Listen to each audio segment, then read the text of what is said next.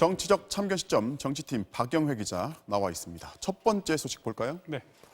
코로나19 비상 투표도 드라이브스루인데 지금 자기 차에 탄 채로 코로나19 검사를 받는 이 드라이브스루 검사가 지금 진행되고 있는데 네. 이번 총선에도 이걸 도입하자 이런 제안이 나왔어요. 네, 코로나19 때문에 투표율이 낮아지지 않도록 다양한 아이디어들이 쏟아지고 있는데 이 중 오늘 행정안전위원회에서 나온 제안을 직접 들어보시죠. 네. 줄 서기도 부담스럽고 기표소 안에 들어가기도 불안한 그런 심정을 헤아리신다면 코로나 검사 드라이브-스루 자동차를 탄 채 선별진료소를 방문하는 우리 제도를 지금 시행을 해서 상당히 좋은 평가를 받고 있지 않습니까? 투표소 같은 데도 시범적으로 자동차를 탄 채 투표할 수 있는 투표 방식을 검토해 볼 생각은 없습니까? 그것도 한번 선관위에 얘기해 보고 있어요. 네, 외신 보도를 찾아보니 2017년 실제로 캐나다에서 유권자들의 편의와 투표율 제고를 위해서 이렇게 드라이브스루 방식의 투표가 시행된 적이 있었습니다. 자, 이 캐나다에서는 유권자 편의를 위해서 했다고 하지만 지금 이 제안은 어쨌든 방역 차원에서 한번 검토해 보자 이런 거잖아요. 네, 투표소자가 투표하러 갔다가 또 다른 감염 창구가 돼서 안 된다 이런 논리인데요.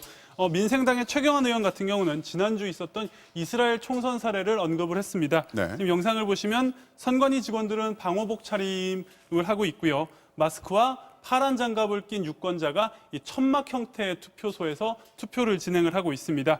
해외에서 돌아와 14일 동안 자가격리 중인 유권자를 위한 특별 격리 투표소인데요. 네. 이스라엘 투표율은 코로나19 사태에도 불구하고 지난 선거보다 오히려 더 높았습니다.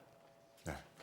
다음 소식 볼까요? 코로나19가 민심뿐 아니라 투표에도 영향을 줄 수밖에 없다 보니까 어떻게 하면 안전하게 총선을 치를 수 있을지 정치권과 정부 모두 고심하는 분위기입니다. 네, 다음 소식 보겠습니다. 공천용 삭발 성적표 받아보니인데 작년에는 이제 자유한국당이었죠. 네. 자, 의원들이 삭발을 여러 명 했잖아요. 네. 자, 그때 이제 이게 총선을 두고서 보여주기식 아니냐 이런 지적들 논란이 좀 있었는데 네. 공천 성적표를 좀 볼까요?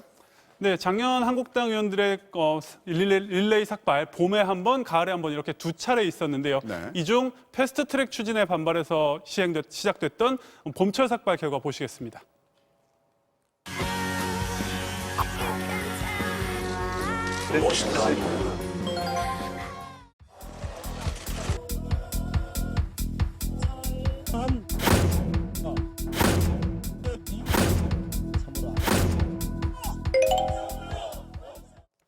네, 보신 것처럼 봄 삭발에 참여했던 의원 5명은 모두 자신의 지역구에서 무난하게 공천을 받았습니다.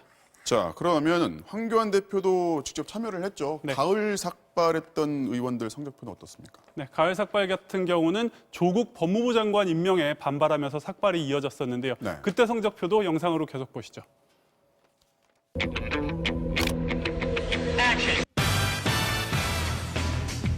총선에 불출마 합니다.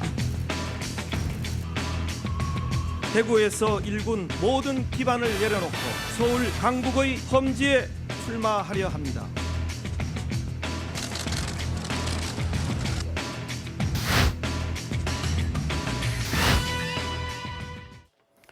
네, 가을 삭발 같은 경우는 황교안 대표와 심재철 원내대표 등 4명, 그리고 그때는 무소속이었지만 삭발을 주도적으로 먼저 했었던 무소속 이현주 의원 같은 경우는 무난하게 공천을 받았습니다. 하지만 삭발을 했던 현역 의원 5명은 불출마를 선언하거나 탈락을 했고요.